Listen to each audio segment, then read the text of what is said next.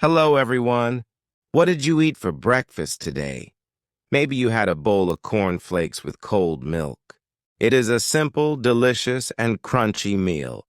But did you know that inside that box of cereal, there is a story of a war? It wasn't a war with guns. It was a war between two brothers. Their names were John Harvey Kellogg and Will Keith Kellogg. They invented the cereal we love, but they hated each other. Today we will listen to the story of their jealousy, their fights, and the accident that changed breakfast forever. Our story takes place in the late 1800s in Battle Creek, Michigan. There was a famous place called the Battle Creek Sanitarium. It was like a hospital and a luxury hotel combined. Rich and famous people came here to get healthy. The boss of this place was the older brother, Dr. John Harvey Kellogg. He was a brilliant doctor, but he was very strict. He believed that meat, alcohol, and especially sugar were bad for you. He forced his patients to eat only bland, tasteless food. He would often say, "Flavor is the enemy of health. If it tastes good, it is bad for you." Then there was the younger brother, Will Keith Kellogg. Will was quiet and shy. He worked for his older brother, John. But John treated Will like a servant, not a brother. Will did all the hard work. He managed the business, he cleaned the books, and he followed John's orders. John would ride his bicycle in the morning, and Will had to run beside him just to take notes. Will often thought, "One day I will do something big. I will show him." One day in 1894, a happy accident happened. The brothers were trying to make a new kind of bread for the patients. They cooked some wheat, but then they were called away to do something else. They forgot about the cooked wheat for hours. When they came back, the wheat was cold and stale. Will looked at it and said, "Brother, the dough is ruined. We have to throw it away."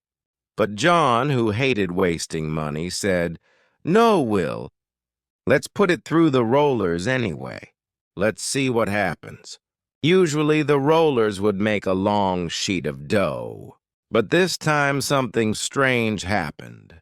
Instead of a sheet, the wheat broke into hundreds of small, flat flakes.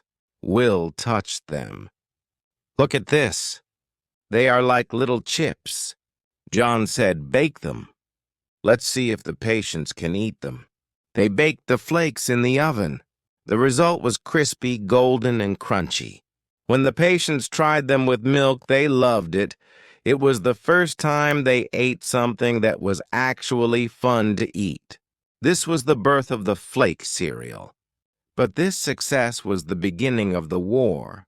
Will saw a huge opportunity. He told John, "Brother, this is it.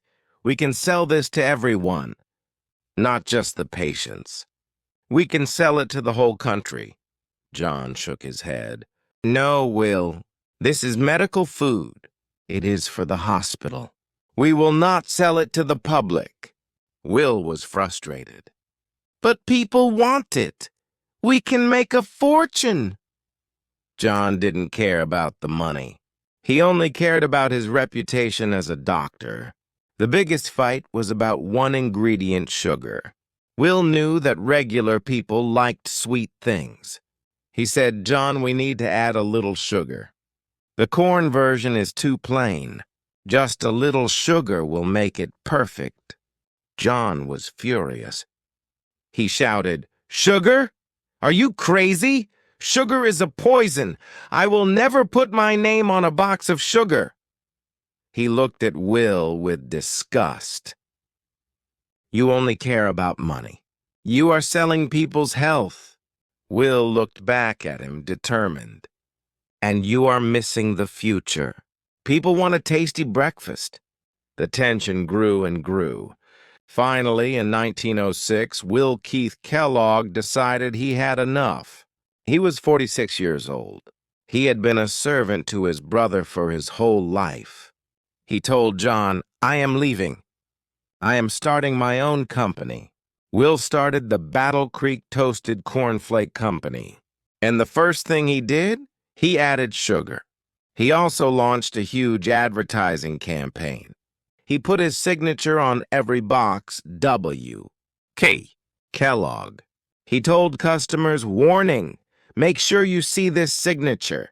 If you don't see it, it's not the real thing. This made John incredibly angry. John sued Will in court. He yelled in the courtroom, I am the real Kellogg. I am the doctor. He is stealing my name. But the judge asked, who made the cornflakes famous? Who made them a business? The answer was Will. Will won the lawsuit. He won the right to use the name Kellogg for the cereal.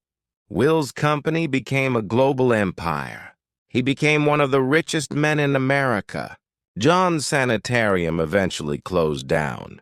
The saddest part of the story is that the brothers never reconciled. They lived in the same city, but they never spoke to each other again. Sometimes they would see each other in the street, but they would just look away. On his deathbed, John wrote a letter to Will. He wrote, I am sorry. I was too hard on you. He gave the letter to his secretary to mail. But the secretary, who was angry at Will, never mailed it. Will never received the apology.